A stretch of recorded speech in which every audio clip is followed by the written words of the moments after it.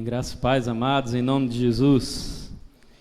Nós louvamos a Deus porque temos a oportunidade de, ainda que distantes fisicamente, estarmos próximos, porque o que está sendo passado aqui vai ser visto não só pela igreja, né? Vai poder ser visto por outras pessoas que a gente não vai chegar nem sequer ter o conhecimento de quem viu, mas que pessoas vão poder ser edificadas com esse culto e com essa palavra para a glória de Deus. Amém? Meus irmãos, eu peço que vocês possam abrir as suas Bíblias aí, você já está preparado aí na sua casa, abra a sua Bíblia lá no livro de Lamentações de Jeremias, no capítulo 3, e é uma passagem conhecida, mas que nos trará um conforto e um consolo nesses dias difíceis. Então abra lá sua Bíblia, Lamentações, capítulo 3, nós vamos ler a partir do versículo 19. Nós lemos assim: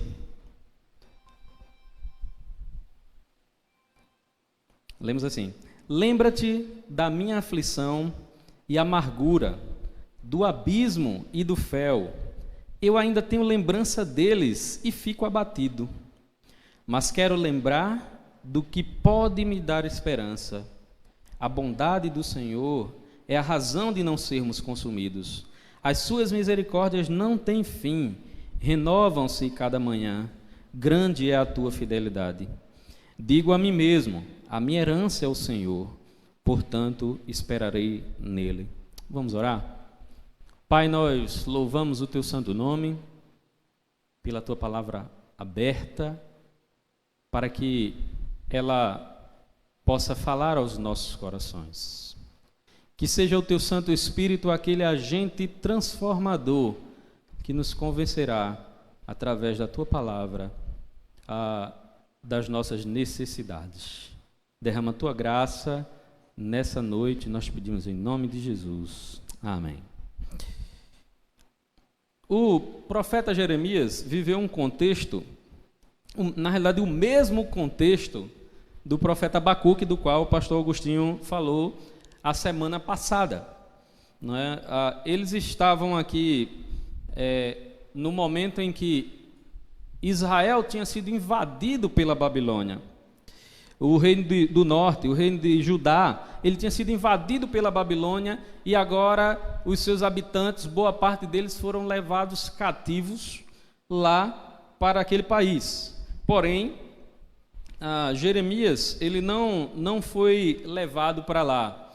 Ele é conhecido como o profeta chorão, porque ele é o autor desse livro de Lamentações, e a ideia de Lamentações é justamente um choro, é a ideia de um sofrimento. Então, Jeremias escreve esse livro em forma de poesia para lamentar o momento difícil pelo qual o povo estava passando. Então, ele é escrito possivelmente logo após esse momento em que o povo foi levado cativo. É interessante porque o profeta Jeremias, ele também tem o seu livro, né, que é bem mais extenso. E ele passou cerca de 40 anos pregando para o povo de Judá, do Reino do Sul, falando de que essas coisas iriam acontecer. Inclusive o profeta Jeremias, ele profetiza sobre o tempo do cativeiro, que era de 70 anos. Então, quando Neemias vai falar com o rei persa, ele usa justamente a profecia de Neemias, que fala desse período ali de 70 anos do cativeiro, que foi profetizado por Jeremias, desculpem. Então, quando Jeremias passa aquele tempo ali profetizando, sabe quantas pessoas deram ouvidos à pregação de Jeremias? Ninguém. Então, possivelmente, se Jeremias vivesse nos nossos tempos e fossem avaliados por muitos pastores na atualidade, ele seria considerado como alguém que tem um ministério fracassado, porque observa-se apenas os resultados, os números do ministério. Porém, Jeremias não foi fracassado, porque Jeremias cumpriu a vontade de Deus. Ele estava fazendo a vontade de Deus, levando a palavra de Deus para o povo. Então, diante de todo esse contexto, ele escreve esse livro de Lamentações, e nós podemos pensar aqui no meio do seu livro, aqui no capítulo 3, com o seguinte tema: esperança em meio ao sofrimento. Então ele tem um momento de extremo sofrimento, mas que ele escreve um livro para lamentar esse sofrimento, mas durante o livro ele fala de esperança. Deixe-me pontuar só uma questão: existe uma diferença da situação de Jeremias para a situação que nós estamos vivendo. O que aconteceu com o povo de Judá foi fruto dos pecados da nação. Judá pecou contra o Senhor, e por isso o Senhor levantou a Babilônia para disciplinar o seu povo.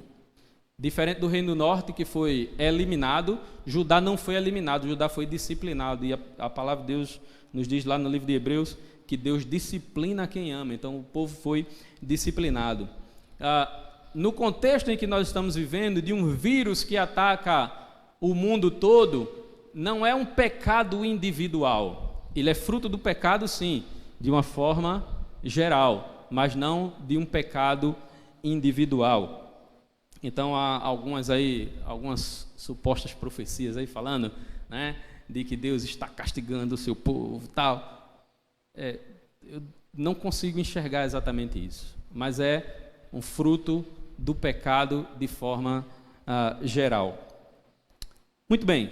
Então Jeremias passava por um momento de grande tormento ali. Então a primeira coisa que nós podemos ver nesse texto é que quando nós permitimos que os pensamentos ruins dominem a nossa mente, esses pensamentos ruins trazem abatimento e tristeza. Veja o que o profeta diz, versículos 19 e 20 diz: Lembra-te da minha aflição e amargura, do abismo e do fel.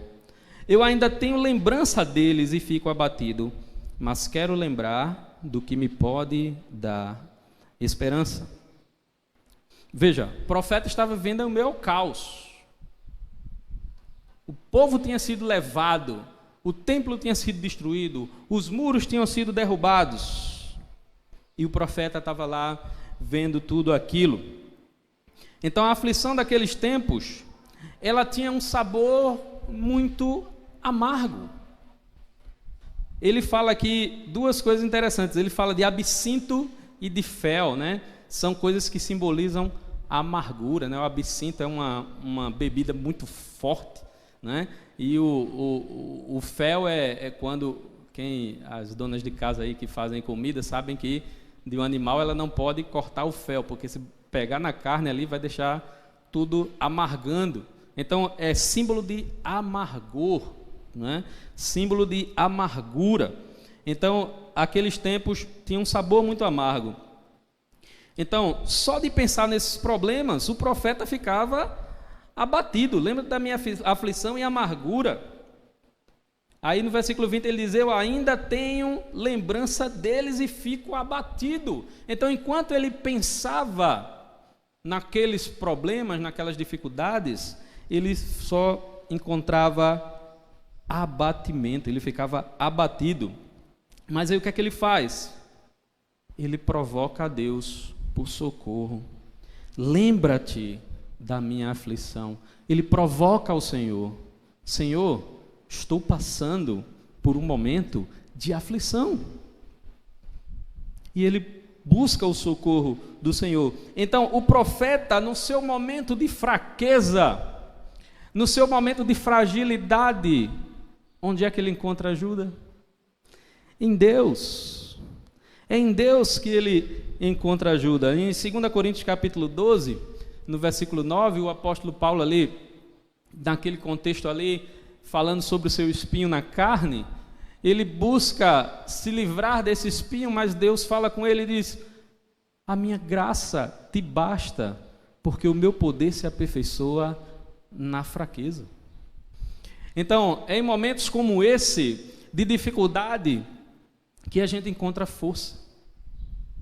Sabe, uma das coisas que me deixou muito contente, o pastor Agostinho até já mencionou aqui, nós tínhamos muitas pessoas em Carpina, em Tracunhaém, em Guadalajara, no último domingo, preparadas para participar do culto ao Senhor. Pessoas que às vezes não estavam nem tão frequentes na igreja, mas estavam lá. Então, me parece que, num momento como esse, que parece que a gente vai perder todo mundo, que vai todo mundo se afastar, mas é num momento de fraqueza, de dificuldade, que o Senhor nos dá força, nos ajunta, para a glória de Deus. Quando a tristeza nos abate, é necessário decidir encher a nossa mente com o que pode dar esperança, né? O versículo 21, mas quero lembrar do que pode me dar esperança. Ora, a tristeza estava batendo o profeta, o caos estava instalado lá em Judá. Mas qual é a decisão do profeta? Trazer à mente esperança. Trazer à memória esperança. Nós, como cristãos, não podemos ficar abatidos, sucumbidos por conta das coisas que acontecem, dos noticiários, as notícias falsas que a gente ouve na internet. A gente não pode ficar preso a isso, porque a nossa esperança não está nos governantes. Essa semana foi interessante. Eu vi muitas pessoas famosas que foram acometidas do coronavírus. Lá na Inglaterra está o príncipe Charles, o primeiro-ministro e o Boris Johnson, né? E o ministro da Saúde. Autoridades lá. Então, as autoridades não podem ser a nossa esperança. A nossa esperança é o nosso Senhor. O cristão não está livre de se abater, é verdade. Ele não está livre de se abater, mas é justamente nessa hora que ele precisa saber aonde encontrar a sua força. Mais uma vez, não são nas autoridades que nós vamos encontrar a nossa força. A nossa esperança não está na melhor estratégia. Ora, é necessário sair da quarentena para que os empregos possam se manter, ou é necessário manter a quarentena para diminuir a quantidade de mortes ou de propagação do vírus? Não é isso que vai nos dar esperança, porque essa briga está dividida. O que vai nos dar esperança é olhar para o Senhor. E quando eu penso nisso, só me vem à memória o apóstolo Pedro, quando ele vê Jesus caminhando sobre as águas, e ousadamente, como Pedro, era característica de Pedro, ele diz assim: Senhor, deixe-me ir até aí. E Jesus disse: vem. E enquanto ele olhava para Jesus, ele começou a andar sobre as águas. E eu fico imaginando assim, os outros apóstolos olhando aquilo ali. Era uma coisa incrível. Já era incrível ver Jesus andando sobre as águas, e agora Pedro também conseguindo fazer aquilo ali.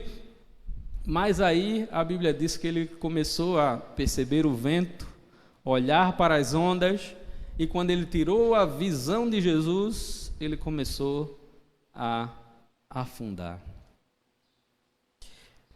Nós não estamos livres de ter medo, nós não estamos livres de ser acometido por um certo lamento por esse momento, mas quando isso acontecer, nós precisamos decidir olhar para o que nos dá esperança.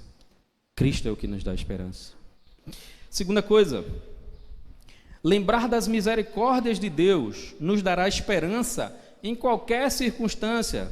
Veja os versículos 22 e 23. A bondade do Senhor é a razão de não sermos consumidos. As suas misericórdias não têm fim, renovam-se cada manhã. Grande é a tua fidelidade. Em algumas versões dizem: as misericórdias do Senhor são a causa de não sermos consumidos.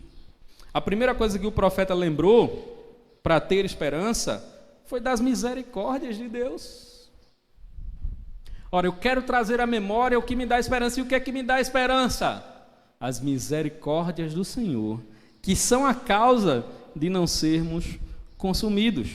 Então foi por conta da misericórdia de Deus que Judá não foi completamente destruído. O profeta Oséias, que lá na igreja de Guadalajara nós fizemos exposição desse livro, ele fala da destruição do Reino do Norte. O Reino do Norte de Israel nunca teve um rei que serviu a Deus, e no finalzinho do livro de Oséias, ele nos mostra que o povo tinha um espírito ainda da época dos juízes, de uma ocasião que ocorreu lá em Gibeá, que foi muito parecida com o que aconteceu em Sodoma e Gomorra. Ou seja, o povo do Reino do Norte, que era o povo que fazia parte daquele povo escolhido de Deus, estava separado por Deus para ser luz para as nações. Aquele povo estava vivendo igual às nações pagãs, com todos os piores pecados que as nações pagãs estavam fazendo. E por isso eles foram exterminados. O Reino do Norte nunca mais voltou a existir. Mas o Reino do Sul não. Ali no Reino do Sul tinha ainda a raiz de Davi ali. Os reis eram descendentes de Davi, nem todos os reis serviram a Deus, é verdade. 8 reis apenas serviram a Deus, dos 20 reis que tiveram, apenas 8. Porém, Deus não queria exterminar o povo, porque Deus ama o povo. E aí Deus disciplina esse povo, manda o povo para o cativeiro. E de tal forma que quando o povo volta do cativeiro, o povo comete outros pecados, tem outros problemas, mas nunca mais a idolatria passou a fazer parte de Israel como nação, porque o povo foi disciplinado por Deus. Jeremias nos mostra que é pela misericórdia de Deus. Misericórdia é não dar o que a gente merece. O que Judá merecia era ser destruído pelos seus muitos pecados, mas pela misericórdia, Deus não destruiu ao Reino do Sul, a Judá. Ele apenas levou o cativo, disciplinou por 70 anos. Agora, louvado seja o nome do Senhor, porque as misericórdias do Senhor, elas são infinitas. A bondade ou a misericórdia do Senhor é a razão de não sermos consumidos. As suas misericórdias não têm fim, elas se renovam, ou renovam-se a cada manhã, dia a dia. Nasce um novo dia e a misericórdia do Senhor se renova. E é por isso que o Senhor nos alcança com a sua salvação, não porque eu e você merecemos, mas porque as misericórdias do Senhor, elas se renovam. E por isso nós somos agraciados, e por isso nós não somos destruídos, porque o Senhor é fiel, mesmo diante da nossa infidelidade. Como cristãos ainda vivemos nessa carne, um dia vamos ser libertos dela, vamos alcançar a concretização da nossa salvação, porque a salvação nós já temos. Um dia vamos sair disso, mas enquanto a gente estiver aqui, nós ainda vamos ser muito tentados, muito levados para distante de Deus, mas como cristãos, nós precisamos lutar com todas as nossas forças para estarmos perto do Senhor. E mesmo em momentos como esse, difíceis, onde a gente está tendo que estar em casa, muitas pessoas não têm muita paciência com isso, mas ainda assim, nós precisamos nos lembrar do Senhor, e é exatamente nesse momento que nós devemos nos lembrar do Senhor, refletir na sua palavra, buscar o Senhor com todas as nossas forças. A misericórdia do Senhor é o que nos sustenta a cada dia. Terceira e última coisa, Deus é a nossa única e verdadeira esperança. Versículo 24, digo a mim mesmo, a minha herança é o Senhor, portanto esperarei nele. Em Deus que o profeta espera, no meio do desespero, no meio do caos. Ele não espera que se levante algum rei, ele espera no Senhor. O que de fato dá esperança ao profeta é o próprio Deus. Porque desse mundo nós não podemos esperar nada. O pastor Agostinho falou a semana passada, e eu concordo, que é só o começo. Muitas outras coisas como essa hão de acontecer. A Bíblia chama, inclusive, isso de princípio das dores. Então, desde que Jesus veio, acontecem coisas desse tipo. E vão continuar a acontecer. E a tendência é que haja com mais e mais frequência. Porque cada dia está chegando mais próximo o fim. E pode ser que não seja na nossa geração, mas eu acredito que todo crente deve esperar Jesus voltar na sua geração. Porque ele vive nessa busca. Mas se Jesus não voltar, ele sabe que vai para junto do Mestre. Porque desse mundo a gente não espera nada. Agora, infelizmente, existem crentes que vivem esse mundo como se a eternidade não fosse existir. Vivem de forma imediatista. E nós temos que ter cuidado com isso. Deus é a nossa herança. O profeta disse: digo a mim mesmo, a minha herança é o Senhor. Isso nos faz lembrar lá dos levitas, né? Quando Deus falou da divisão da terra, disse que os levitas não tinham nenhuma porção de terra. E por que eles não tinham nenhuma porção de terra? Porque Deus era a sua porção. Hoje, todo crente é um sacerdote. Então, nesse sentido, Deus é a nossa porção. Não espere nada desse mundo. Ora, a gente tem que ter os nossos cuidados, a gente está se cuidando, mas a gente não pode esperar nada desse mundo. A gente tem que esperar no Senhor, porque o Senhor é a nossa porção. Para Jeremias, só Deus era a resposta para aquele caos. Da mesma forma, só Deus é a resposta para o coronavírus. Se Deus quiser, Ele faz com que o coronavírus desapareça, do mesmo jeito que surgiu. Mas Deus tem seus planos, e nós precisamos confiar neles. Esperar em Deus é garantia de paz no coração e de certeza que a sua vontade será sempre melhor. Paz no coração quando nós esperamos no Senhor. Ora, nós não precisamos ter medo. É verdade, nós não precisamos ter medo do coronavírus. Pode ser que a gente até esteja cercado por ele, e obviamente nós vamos ter os nossos cuidados, mas pode ser que ele chegue a entrar na nossa casa. Mas mesmo assim, a gente continua confiando em Deus. Pode ser que ele leve irmãos, já tenha levado, né? Crentes ao redor do mundo. Mas ainda assim nós continuamos confiando em Deus, porque esse mundo não vai nos oferecer nada. Precisamos trazer à memória o que pode nos dar esperança. E o Senhor é o que nos dá esperança. Nós cantamos aqui: não tenhas sobre ti um só cuidado, qualquer que seja. Ele não está falando que você não deve tomar o cuidado dia a dia, mas ele está falando de ansiedade, você ficar ansioso por conta dessas coisas, porque Deus está cuidando de tudo. Então, meu irmão, pense nisso. Deus está cuidando da sua vida. Deus está cuidando das pessoas que estão ao seu redor. Então, não se deixe desesperar.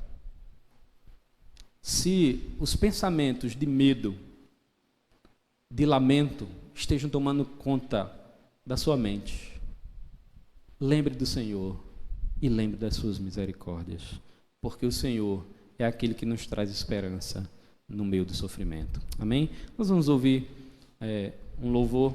Você que está aí em casa, que ouviu essa palavra, ouviu essa canção, eu quero dizer uma coisa. Se você não conhece o Senhor Jesus, ou está afastado por alguma circunstância, quero dizer a você que você só vai conseguir descansar no Senhor se você tiver entregado a sua vida a Jesus. Você não conseguirá descansar sem Cristo fazer parte da sua vida, porque Cristo nos dá uma paz que excede o entendimento. É uma paz que vem mesmo em meio ao caos. Então, aí onde você está ouvindo essa palavra, entregue sua vida ao Senhor. Só o Senhor pode te dar esperança. E você, meu irmão, que é crente, que está me ouvindo, mas que ainda não conseguiu descansar, se você entregou sua vida a Jesus de verdade, Jesus vai te dar esse descanso. Confia nele, ora ao Senhor, pede a Ele que traga paz ao seu coração. Como disse o profeta, traz à memória o que pode dar esperança. Que Deus possa nos abençoar com a sua palavra. Vamos baixar as nossas cabeças onde estivermos e vamos orar ao Senhor. Pai, nós louvamos o teu santo nome, porque podemos nas Escrituras ter diversos exemplos de situações ainda às vezes piores do que nós estamos passando, mas que cada profeta, cada apóstolo, cada servo pôde olhar para o Senhor e dizer: o Senhor é a minha esperança, é nas misericórdias do Senhor que nós confiamos. Ó Pai, em nome de Jesus, que o Senhor possa trazer essa paz para cada crente que está ouvindo essa palavra, mas também que o Senhor possa transformar a vida de cada pessoa que ainda não te conhece, que está ouvindo essa mensagem, que ele possa entregar a sua vida ao Senhor. Transforma, Senhor, essa vida, recebe-o para a tua glória, derrama a tua graça sobre cada um de nós, é o que te pedimos em nome de Jesus, amém.